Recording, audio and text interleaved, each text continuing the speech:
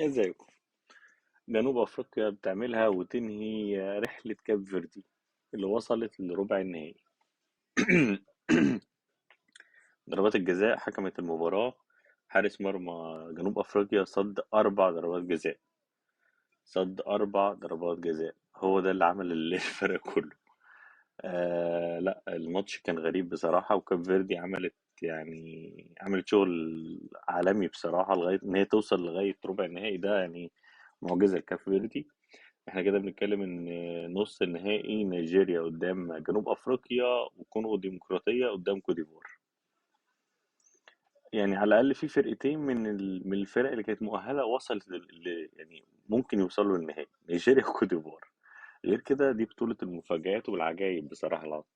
يعني افريقيا بتتغير، ولازم احنا كمان نتغير. مساكوا زي الفل.